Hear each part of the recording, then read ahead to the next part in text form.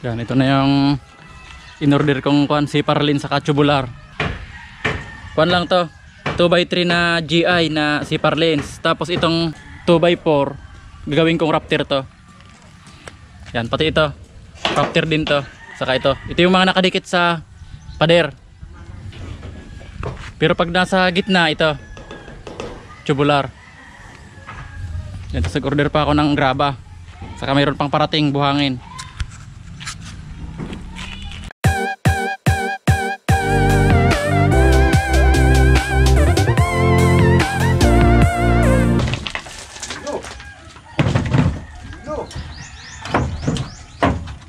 Yan, pinapatanggal ko na yung forma sa beam. Kasi ko na yan, halos lagpas na ng 1 linggo yan.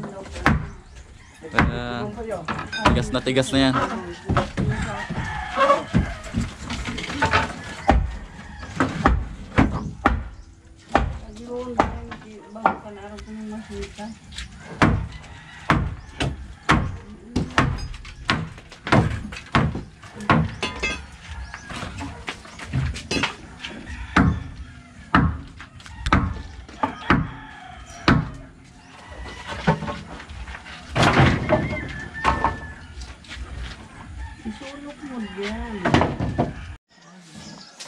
Yan, ito na yung mga napurmahan namin kahapon.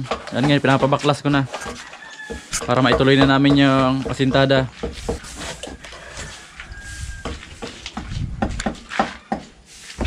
Tapos ito kuwan to, sliding door ito na 140 by 210.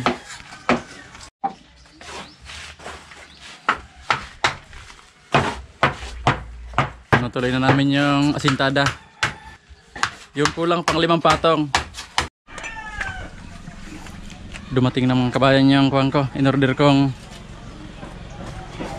mga pang kuwan, si Parlin sa bubong. Ayan,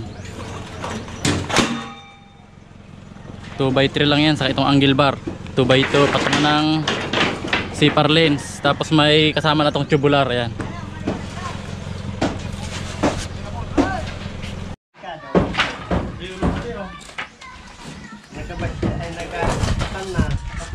Lapit na naming matapos tong pinopormahan ditong mga bib. Maya-mayang hapon bubuhusan na namin yan.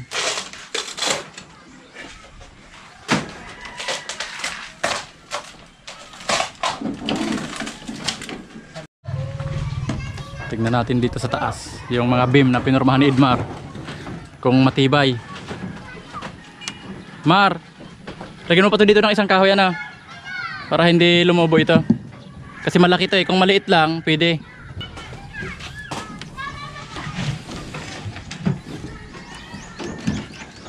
Yan, yung bakal nito 4 na kwan yan, 4 na 12mm.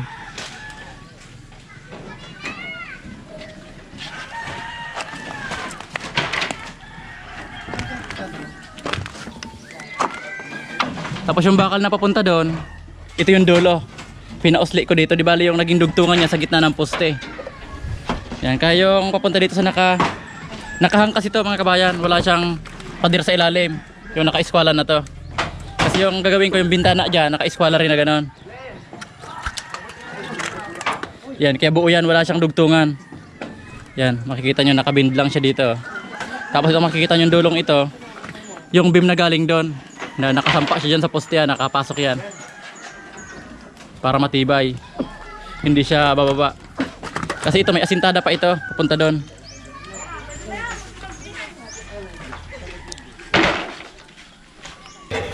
Yan, ito mga kabayan yung gagawin naming Raptor. Ipapasukat ko na kay Edmar para makita na yung bubong kung papunta saan.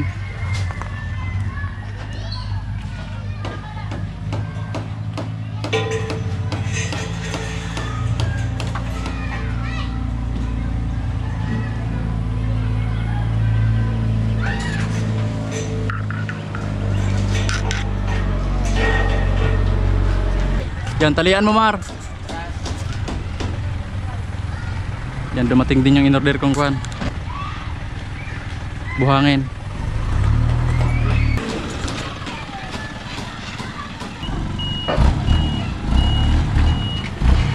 Yan, yung isang kubi ko dito 1,000. Kaya di bale 4,000 yan, isang puno dyan, 4 cubic. Tapos yung graba naman, yung isang kubiko dito 1.4.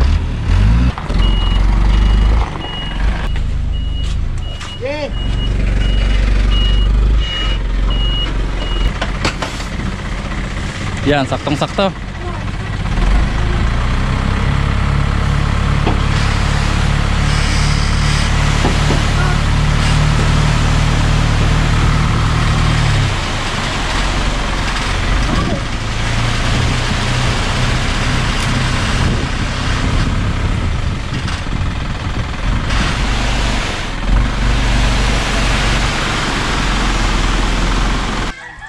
Yan mga kabayan, yung nakikita nyo na yun na yung tubular.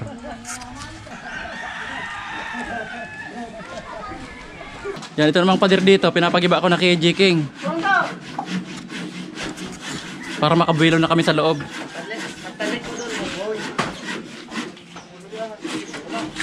Yan, ingatan mo J. King yung bintana ah.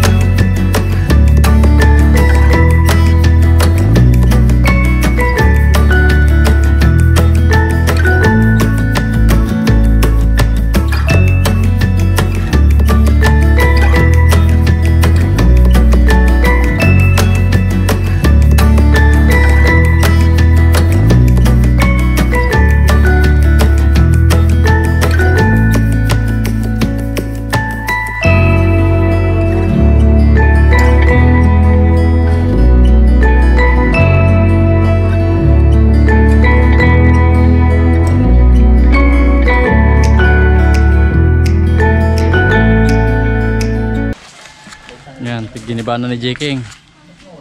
Inuna namin tong tapat dito sa may pintuan para makabilo na kami.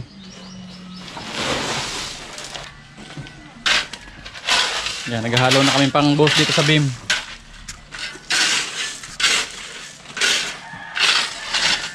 Yan, kwantong halo namin na to 1, 2, 3.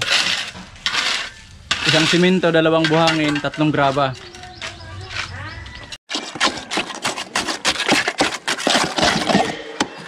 Yan, kailangan sundutin nyo ng sundutin yung makikita nyo naman yung ilalim kung may laman na para hindi siya magkaroon ng ampaw. Yan, kailangan talagang pasiguro. Yan. Yan mga kabayan. Kailangan talagang tiyatsagaan, talagang susundutin.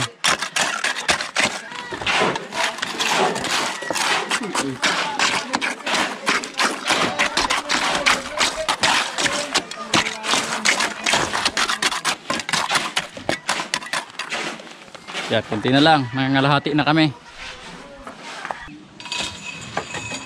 Yan, yung sa harap na yan, bubuhusan na rin namin yung flooring. Yan, nililibil lang namin.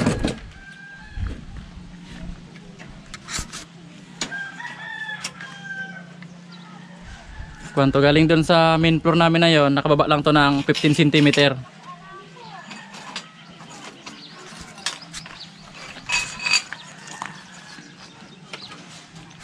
Yan, pinapanood kami ng nanay at tatay ko, ayan. Habang ginagawa namin to. Yan, nabakala na rin to mga kabayan. Bubuhusan na namin to, yan. Yan, tinimim to dito sa dulo.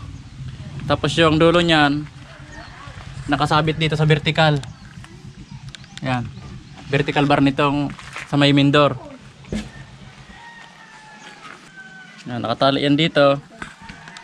Tapos nakahook yan dyan sa vertical bar. Ayan, pinasinsil ko para matibay. Tapos ito naman yung sa may hagdan. Ayan, nabakara na rin.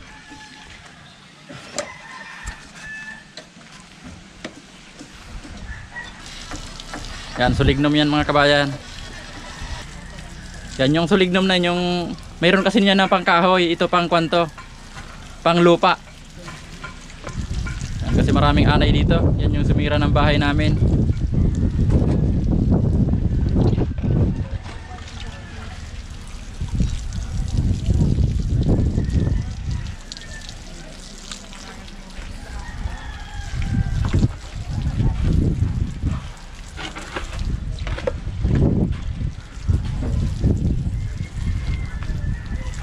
buhusin mo na yan dyan, Mar, para siguradong tipok talagang anay dyan.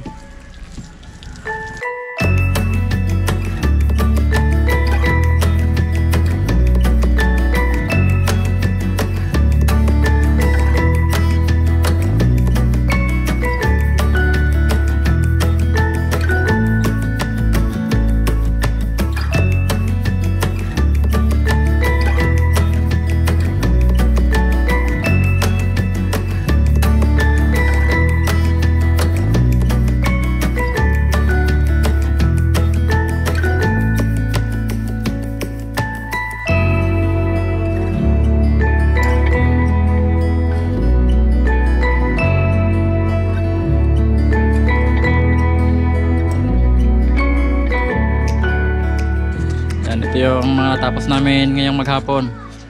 Tapos nabuhusan na rin lahat yan. Yan, tapos itong mga beam na to. Yan. Yan, hanggang dito na lang po muna mga kabayan. Maraming salamat po sa panonood.